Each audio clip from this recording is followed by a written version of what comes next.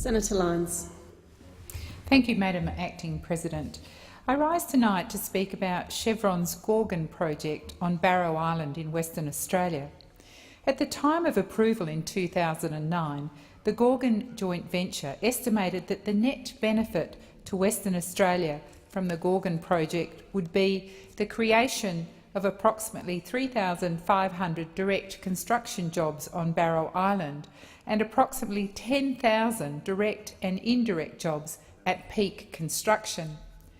The creation of approximately 300 direct jobs on the island during the operational phase, an increase to the state gross product by 4%, a boost to Australia's gross domestic product by more than $60 billion, and creation of new industries centred on CO2 injection and subsea development. These are the sorts of commitments that governments go starry-eyed at, and why wouldn't they? A fine bunch of promises there made by Chevron.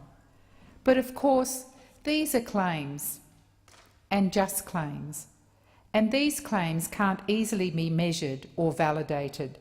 But nevertheless, it's claims such as these that make governments go misty-eyed. Well, I'm not hoodwinked, because I've got another side to this starry-eyed picture. Let's look at the Gorgon project. It's currently more than $15 billion over budget. $15 billion over budget. It's 18 months delayed. Some Australian companies that were working on the project have gone bankrupt. Infrastructure promised and expected by communities surrounding the project have been let down. The promised jobs, both the quality of these jobs, the value adding to the Australian and West Australian workforce, and the number of jobs have not met Gorgon's promise. Chevron have overpromised and underdelivered on Gorgon. And what does Chevron do? Well, Chevron likes to blame Australian workers, Australian regulations, and our political environment for its own mismanagement, its own errors, its own missteps and its own slip-ups. But the truth lies elsewhere. The International Transport Workers Federation, of which the MUA is a member, has done its own investigations into Chevron, and the Federation believes that Chevron has not provided adequate disclosure about the risks, the timing and indeed the real cost of the Gorgon project. The Gorgon project on Barrow Island is the most significant extractive project in Australia, the most significant. And of course, as the most significant project in Australia, it requires substantial and ongoing investment of capital and human resources. When work began with great fanfare in 2009, the project was to be completed in 2014 at the cost of $37 billion US. Now cost overruns are at 40%, more than $15 billion, and the project is now 18 months delayed, with the first gas not now expected until late 2015. For Chevron, Gorgon is the single largest part of its capital expenditure and exploratory budget, and yet in 2009 it decided, for its own political gains, to fudge those figures, to suggest a cost it could not possibly meet and a time frame which was absolutely unachievable. And how is Chevron addressing its own failures? Well, it's not. It's advocating that Australia somehow is at fault here, that Australia re-examines its regulations in the resource sector rather than Chevron itself look at its own managerial errors and slip-ups and make the appropriate corrections. The Gorgon project, unfortunately, is quickly becoming synonymous with white elephant mega projects. Some analysts show that it's the most delayed and over-budgeted LNG project in Australia. Yet Chevron gave its shareholders extremely rosy projections and has only slowly, very slowly, revised cost and delay estimates.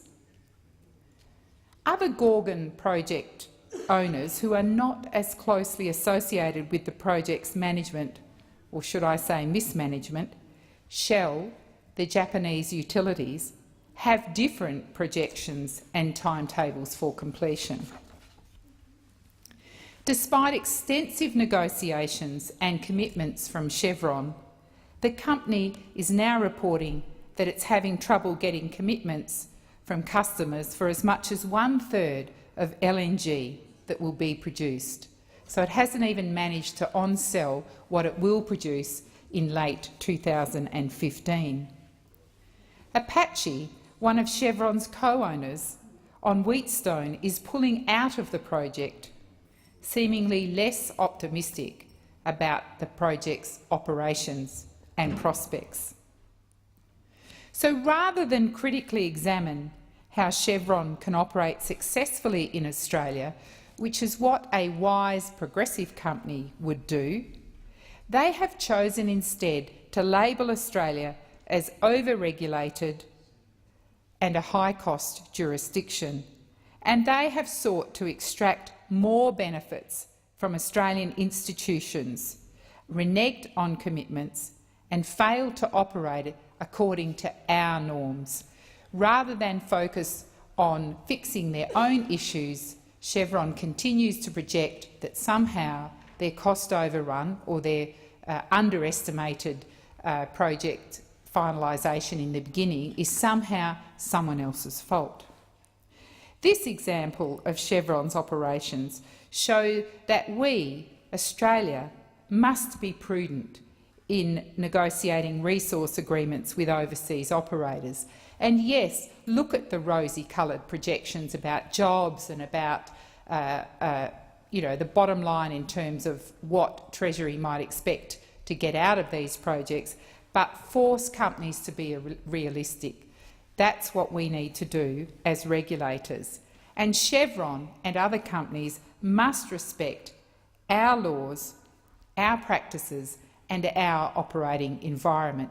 After all, they are extracting resources for profit that belong in the first instance to Australians, and that wealth needs to be shared properly through proper management of projects with all Australians. So concerned am I for this project in Western Australia and wanting to get the best for the workforce and the Australian community out of Barrow Island. I've written to Chevron in the US expressing my concerns about what I believe are Chevron's overpromised and underdelivered commitments on the Gorgon project.